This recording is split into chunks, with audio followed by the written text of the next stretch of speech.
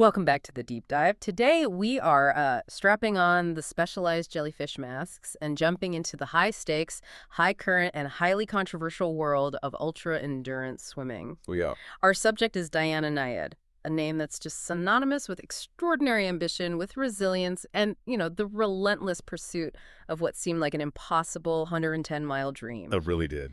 We're taking a deep plunge into the stack of sources surrounding one of modern history's most compelling and, I think it's fair to say, most debated endurance athletes. Oh, absolutely. We all watched, the whole world watched when, on her fifth attempt at the age of 64 strong, she successfully swam from Cuba to Florida. It was this huge, iconic global moment, a real victory of spirit over age, over adversity. But here's the central, inescapable rub. Mhm. That crowning accomplishment remains definitively, completely unratified by the major governing bodies of her sport. That's right. And our mission today is really to navigate this incredibly complex and often conflicting source material. We're looking at her championships, her 4 decades of failures, the huge $500,000 logistical effort it took for that journey, Right. and most critically, the extensive body of investigation from the global swimming community about that 2013 crossing. So we need to understand not just what she did in the water, but why the formal certification of this monumental physical feat, remains so bitterly disputed even a decade later. Exactly. And just to set the stage for a life that was really defined by both elite performance and defined expectations, let's start with an initial fact drop from the 1970s. Okay. Long before the Florida Straits became this great obsession of her life, Nyad got national attention in 1975 when she swam around Manhattan Island. Which is no small feat. That's a 28-mile or 45-kilometer circumnavigation. And she completed it in a record time of 7 hours, 57 minutes, breaking a 48-year-old unofficial record. That Manhattan swim really established her immediately. She was a serious world-class marathon swimmer with, genuine athletic prowess and, maybe more importantly, a natural flair for the dramatic public spectacle. But that big question, the one that hangs over her entire legacy, it all revolves around that final, successful Cuba to Florida attempt in 2013. Mm-hmm. It was celebrated worldwide, but later denied formal ratification by organizations like the World Open Water Swimming Association. And as we'll see, it really boils down to this difference between achieving the impossible in front of the world and having the impossible officially acknowledged under the very rigid rules of the sport. Okay, let's unpack this, starting from the very beginning. Let's start with her family background, because it's surprisingly complex. It almost seems to suggest a deep connection to American history and this flair for the dramatic that she really seemed to inherit. It's fascinating. She was born Diana Sneed in New York City in 1949. Indeed. And just her maternal lineage alone gives you this incredible historical footnote. Her mother was Lucy Winslow Curtis, who was a great-granddaughter of Charlotte and Winslow. Charlotte Winslow. That name sounds familiar. It should. Charlotte Winslow was the inventor of the infamous Mrs. Winslow's soothing syrup. Wait, the morphine-based medicine for teething babies? The very same. Yeah. That popular, though ultimately disastrous, medicine manufactured from the 1840s into the 1930s. Wow. So there's a connection to both 19th century patent medicine controversy and activism. Precisely. The family also includes a great-grandniece, the noted women's rights activist Laura Curtis Bullard. So right from birth, you have this lineage that links her to a complex, maybe even questionable history of American enterprise and determination. Sets a pattern. It really does. So she starts as Diana Sneed, but then the shift to Nyad that provides even more insight introduces a touch of shadow, right? That transition happened after her parents divorced in 1952. Her mother then married a man named Aristotle Z. Nyad, who adopted Diana. But that wasn't his real name. No. The sources indicate that the man she knew as Aristotle Nyad was later revealed to be Eris Notaris. He was an individual who operated under multiple aliases and had a significant legal history, including a conviction for smuggling. That's a revelation. So this high-profile public figure, Diana Nyad, has this foundational history right there in her name that's shrouded in aliases and legal issues. It adds this layer of dramatic and, somewhat shadowy complexity right to the foundations of her identity. It certainly suggests that the persona we see, relentless, ambitious, sometimes willing to skirt the edges, it didn't come from a completely standard background. And then the family moves to Fort Lauderdale, Florida, which is where her athletic development really begins. That's right. She enrolled at the private Pinecrest School, and she was an elite talent from a very, very young age. She started serious swimming there in the 7th grade. under the incredibly well-regarded Olympian coach, Jack Nelson. And she was successful immediately. She won 2 Florida State high school championships in the 100-yard backstroke. The path seems clear, right? It's pointing straight to the Olympics. But the personal history here is so defining, maybe even more than the stats. We can't ignore the trauma from this period, which she herself linked directly to her adult determination. Exactly. Nyad has been very open that Nelson molested her, starting when she was 14 and continuing until she graduated. She and another girl, another swimmer, brought their accusations to the headmaster. And what happened? Well, the sources say no clear action was taken at the time, which was common in that era, but Nelson did resign at the end of that school year. And Nyad has been very clear that overcoming that abuse was a driving factor for her. A significant one. It fueled her adult determination, her relentless pursuit of these endurance goals. You can almost see her decision to face down the Florida Straits as an extension of that personal battle. That determination, which was focused on Olympic speed, was tested almost immediately by her health. She absolutely had her sights set on the 1968 Summer Olympics. But in 1966, at age 16, that dream was just derailed. She spent 3 months in bed with endocarditis, an infection of the heart. And when she came back? She'd lost it. The critical burst speed you need for Olympic competition, it was gone. That must have been devastating. But it also forced this crucial pivot in her career, didn't it? It did. The loss of speed, it pushed her directly toward the domain where she would ultimately make her mark. Marathon distance swimming. She realized her strength wasn't in bursts, but in stamina, in psychological endurance. And speaking of shifting focus, it seems that shift didn't dampen her intense personality one bit. I mean, what happens next in her college career is just wild. Her academic path was anything but traditional. She first enrolled at Emory University, but was quite famously expelled. For what? For jumping from a 4th-floor dormitory window wearing a parachute. You can't make this stuff up. You really can't. She then transferred to Lake Forest College, where she got back in the water, focusing specifically on distance events, recognizing where her true strength now lay. It's like she couldn't tolerate the mundane. She had to find the extreme, whether it was physical challenges or academic stunts. But she didn't just give up on education. No, she kept both paths going at the same time. After graduating from Lake Forest in '73, she enrolled in a PhD program for comparative literature at NYU. While starting her professional swimming career. At the exact same time. It just speaks volumes about her drive, her ability to juggle these massive intellectual and physical challenges. And that early shift to distance, it paid off right away. Absolutely.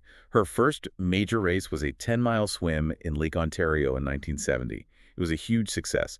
She set a women's course record of 4 hours and 23 minutes, finishing 10th overall. So that validated the whole move. Completely. It established her as an elite force in that niche sport right from the start. The 1970s, then, that really marks Nyad's apex as a competitive athlete. It established her not just as a swimmer, but as a recognizable media figure. It was a very successful decade for her. It built the reputation that would be so crucial later on before the brutal shadow of the Florida Straits really captured her imagination. And we see her career just flourishing on multiple fronts. In 1974, she sets a women's course record in a 22-mile race in the Gulf of Naples.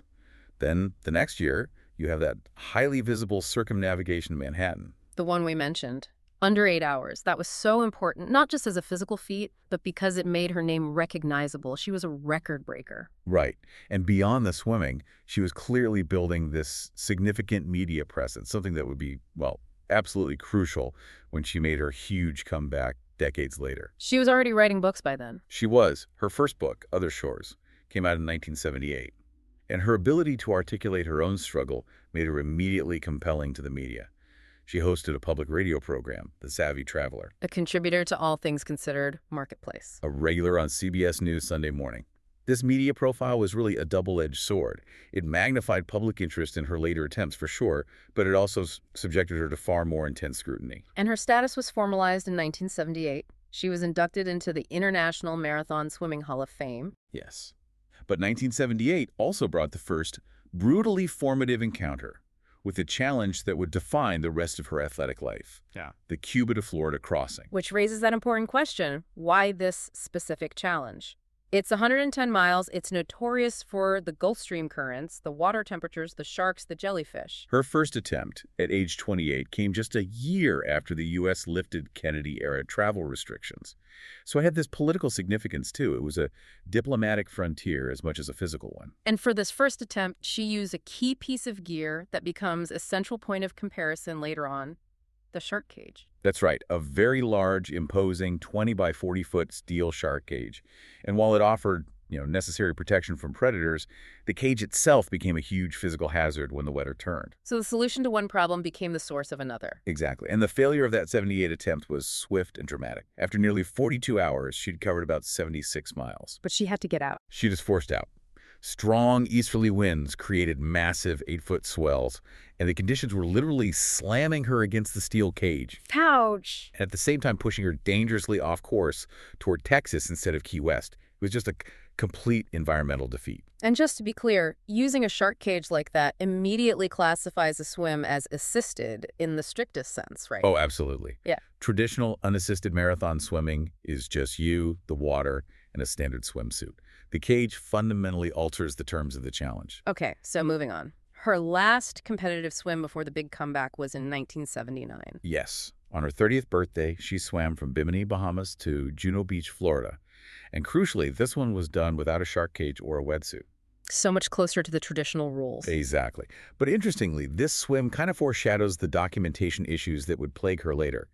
The reported distance is all over the place. Some accounts say 60 miles, some 89, some later ones say up to 102.5. That's a huge variance. It is. And that confusion, even for a successful swim, suggests let's say, a pattern of flexible record keeping. And her own definition of the challenge was always about this pure existential struggle. Yes. Her 1978 autobiography defined it as a battle for survival against a brutal foe, the sea.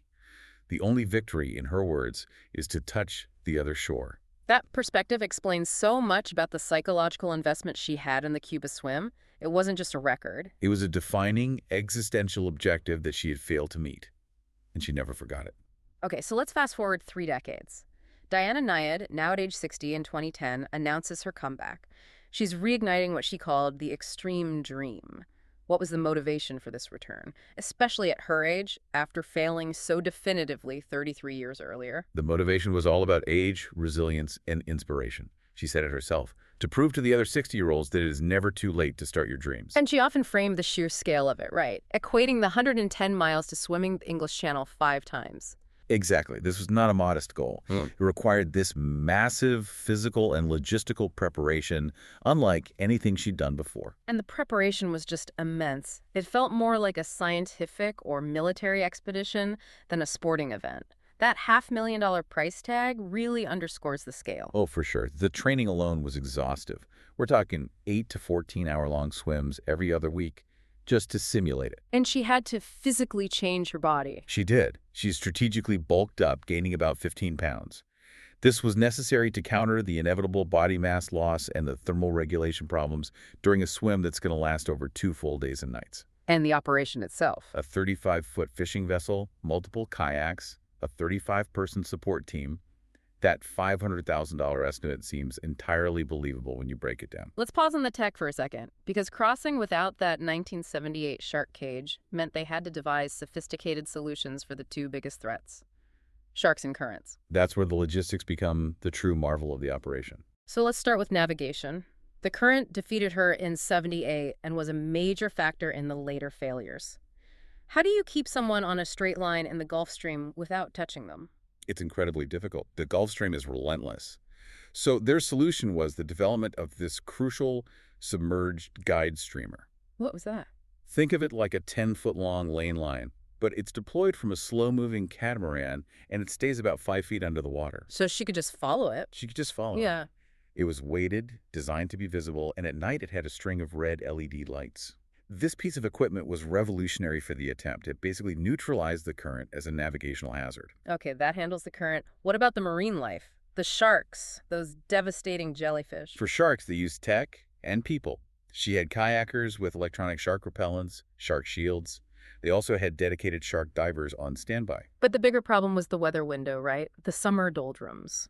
Right. It offers the low winds you need, but it also means extremely high water temperatures in the high 80s Fahrenheit. So she faced this metabolic dilemma. Precisely.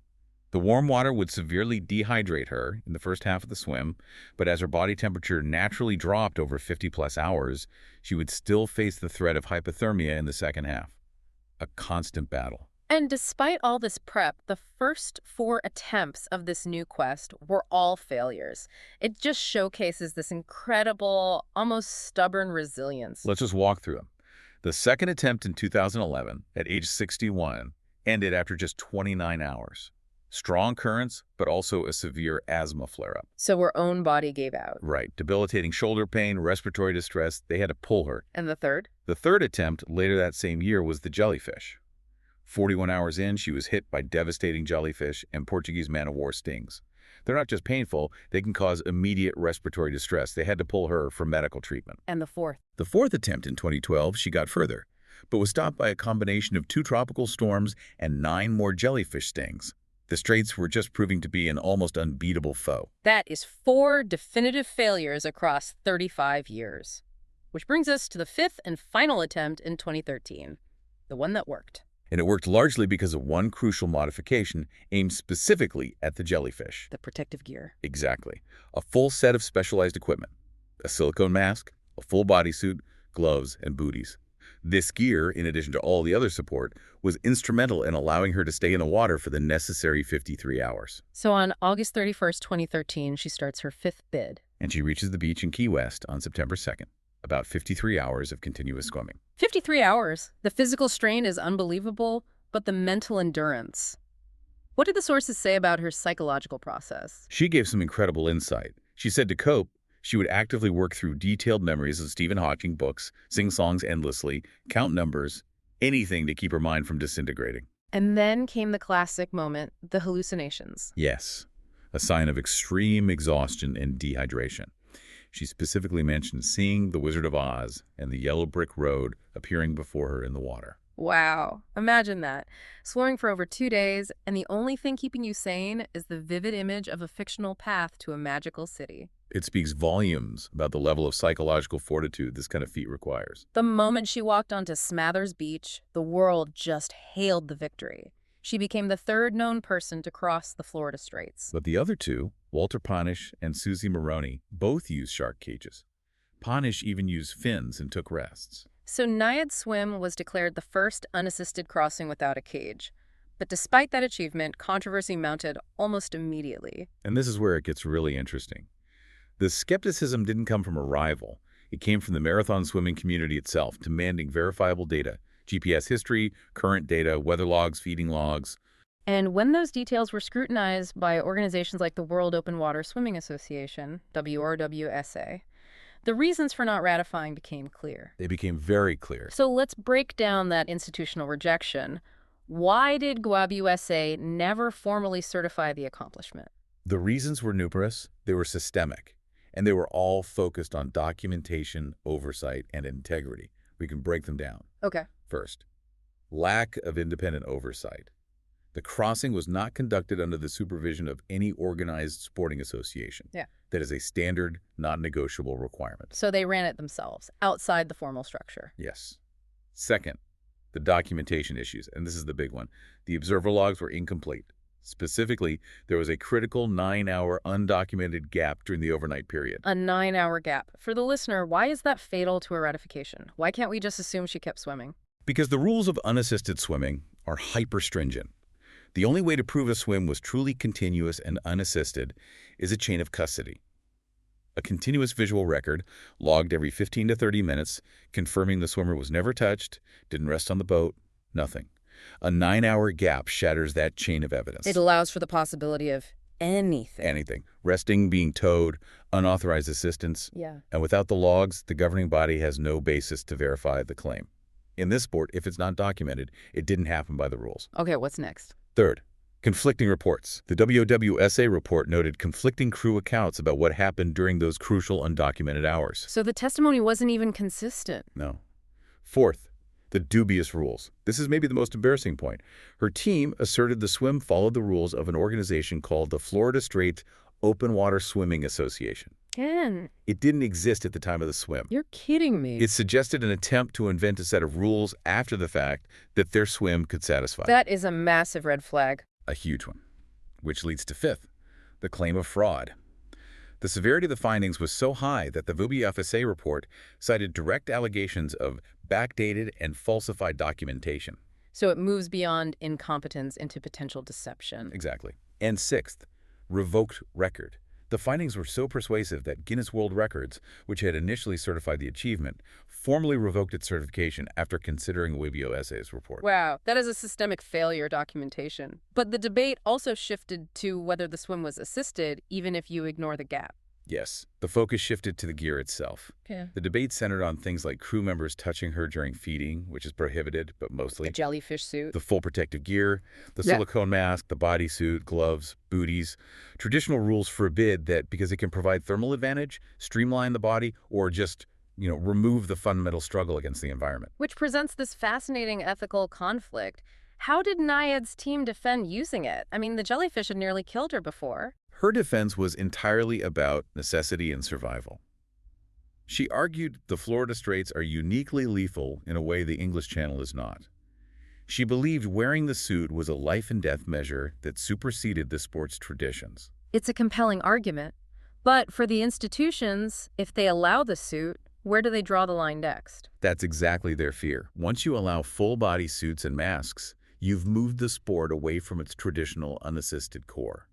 Their argument is if she needed the equipment for survival, then that body of water remains unswimmable under the traditional rules. And this whole controversy was then amplified by accusations that she had a broader history of embellishment throughout her career. Those accusations were led primarily by Daniel Schlossberg, a longtime community historian, and Nyad herself addressed this history of self-promotion in 2023. What did she say? She made a very careful admission to the Los Angeles Times. She said, "Am I embarrassed to have inflated my own record when my record is pretty good on its own? Yes, it makes me cringe." So she's admitting to exaggeration in the past. Yes, but she draws a very clear line. She's staunchly denied any intent to defraud the outcome of the Cuba swim itself. I see. She maintained she swam fair and square, squeaky clean across that thing. She blamed the documentation failures on hubris and a lack of diligence, not on an intent to obfuscate the rules. It's a very fine line to walk. It is. And just to add one more layer of complexity, in 2023, when WowWL renewed its investigation, they specifically criticized their own former founder, Stephen Munitones, saying his shifting roles contributed to the decade-long confusion. So even the institutional side wasn't entirely clean. Which just further complicates the official record for you, the listener. But despite the controversy, despite the denial of certification, we have to recognize that Diana Nyad received numerous honors for her career overall. It's a striking contrast, isn't it? On one hand, the official governing body of your sport rejects your defining achievement. On the other, you're being lauded by institutions all over the world. Precisely. Her overall career achievements were undeniable. She was in the National Women's Sports Hall of Fame in '86, the Marathon Swimming Hall of Fame in '78. But post-2013, the accolades really accelerated. They were clearly separating the inspirational story from the bureaucratic ruling. Completely. She got an ESPN award, LA Sports Council's Athlete of the Year, inducted into the National Gay and Lesbian Sports Hall of Fame. She even received the Order of Sporting Merit from Cuba itself. And the ultimate public acknowledgement came right there at the finish line. Yes. In 2014, a bronze plaque honoring her was unveiled on a wall at Smathers Beach, the exact spot where she ended the swim. It essentially cemented her achievement in the public memory, regardless of what WWSA said. And after the swim, she maintained this significant public profile, really leveraging that story of it's never too late. She definitely did. Nyad is openly lesbian and has frequently spoken about her sexual orientation and overcoming childhood sexual abuse, consistently connecting her personal resilience to her adult drive. She also transitioned the endurance philosophy into business and charity. She formed a company called Brava Body with her partner Bonnie Stoll, offering exercise advice to women over 40. And right after the swim, she did that highly visible Swim for Relief in New York, A 48-hour continuous swim in a pool in Herald Square. raising over $100,000 for Hurricane Sandy victims. She turned her talent for endurance into a charitable spectacle. And she didn't shy away from the spotlight at all. Not at all. She appeared on Dancing with the Stars. Where she finished last, I believe. She did. She also wrote and performed a solo play, Onward, the Diana Nyad story, which showed her ability to control her own narrative, to tell her story directly to an audience. And most recently, of course, her quest was dramatized on screen, bringing her story and the controversy to a whole new global audience. The 2023 film Nyad, based on her memoir Find a Way, Annette Bening was nominated for an Academy Award for her performance. So how did the filmmakers handle the known controversies? The lack of ratification, the documentation gap? The director's response was very telling. He stated clearly that the film was, quote, not about a record. It's about how a woman woke up at 60 and realized she wasn't finished, even though the world may be finished with her. So they intentionally framed it as a personal spiritual victory and sidestepped the whole athletic records debate. They did. And of course, as a final caution, we should note the official response from WOW-WSA to the film. What was that? They released a specific warning reminding viewers that the film is based on Nyad's book, which, in their words, has not been rigorously fact-checked. So they're making sure the institutional side of the story, the denial of certification, remains firmly part of the public record. Even as Hollywood celebrates the triumph of the human spirit. So what does this all mean? The deep dive into the life of Diana Nyad shows us a story of just extraordinary human contradictions. It really does. It's got record-breaking endurance, a complex personal history with serious trauma, that massive logistical ambition, the $500,000 expedition, and this sustained effort across 4 decades. And it all culminates in an achievement that was universally celebrated as inspirational. But definitively rejected by the governing bodies of her sport due to specific technical failures. For you, the learner, taking all this in, we have 3 core takeaways to really synthesize the conflict at the heart of our legacy. Okay. Number 1, the strictness of tradition. Unassisted marathon swimming operates under extremely stringent rules that prioritize a continuous, verifiable chain of observation. That 9-hour gap, it was sufficient legal grounds to invalidate the feat. Physical completion alone is not enough. Irrefutable proof is paramount. Exactly. 2, the ethics of assistance. The line between a necessary protective measure, like that jellyfish suit, and illegal assistance is a deeply divisive conflict in the sport. Her choice fundamentally challenged the traditional definition of an unassisted swim. Forcing the sport to grapple with the idea that some environments might just be insurmountable without technology. Right. And 3, the measure of determination. Regardless of the official status, her story is fundamentally one of immense determination. 5 attempts across 35 years. The successful completion at age 64 is undeniable proof that the capacity for extreme human effort knows no age limit. The sources show us this fascinating battle, don't they? It's the narrative of the triumphant individual versus the rigid requirements of institutional verification. Her achievement wasn't certified because of a lack of evidence of a clean swim, yet her memoir and the film frame it as this iconic victory of spirit over age. For you, the listener, the ultimate question might be this. In a sport so driven by tradition and formal records, when does a widely witnessed, intensely documented physical achievement transcend the necessity for official ratification? What ultimately is the true, enduring measure of a finish line?